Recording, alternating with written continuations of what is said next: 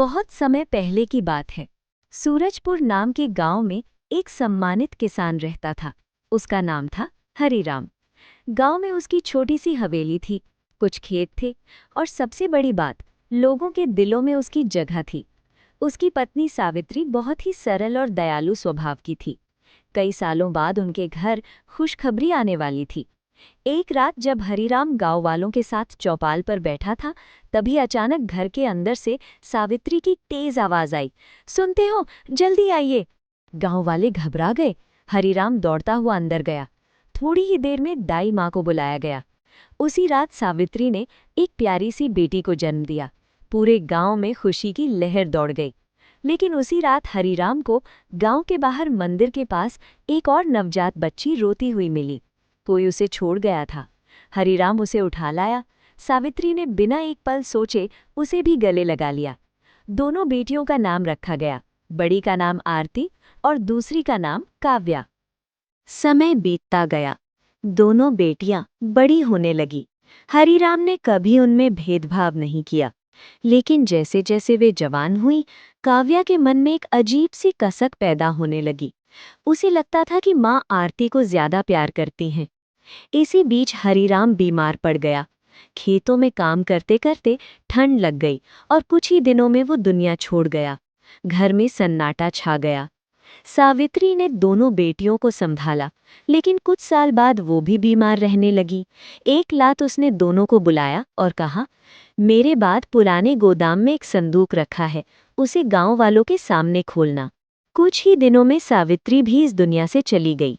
दोनों बहनों ने गांव वालों को बुलाया और संदूक खोला। उसमें वसीयत थी। सारी जमीन और हवेली काव्या के नाम थी और आरती के नाम सिर्फ खेत के किनारे बनी छोटी सी झोपड़ी। गांव वाले हैरान रह गए। आरती मुस्कुरा दी, बोली, झोपड़ी पिताजी की याद है, मेरे लिए वही काफी है। लेकिन काव्या के मन में लालच आ गया। उसने आरती को झोपड़ी में भेज दिया और खुद हवेली में रहने लगी। कुछ ही दिनों बाद उसने जमीन बेचने का फैसला किया। खरीदार आया, पैसे दिए और काव्या गांव छोड़ने निकली। लेकिन रास्ते में उसका पैसा लूट लिया गया। टूटकर वो वापस गांव लौटे। तभी गांव के बुजुर्ग ने उसे एक पुरानी चिट्ठी दी। उसमें लिखा था, काव्या, तुम हमारी सगी बेटी नहीं हो। तुम्हें मंदिर के पास रोता हुआ पाया था।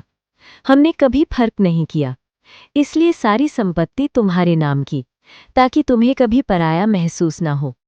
आरती हमारी सगी बेटी है, हमें पता था वो कभी शिकायत नहीं करेगी। चिट्ठी पढ़ते ही काव्या फूट फूट कर रो पड़ी। उसे अपनी गलती का एहसास हुआ। वो आरती के पास गई, उसके पैरों में गिरकर बोली, दीदी, मुझे माफ कर दो। आरती ने उसे उठाया और गले लगा लिया।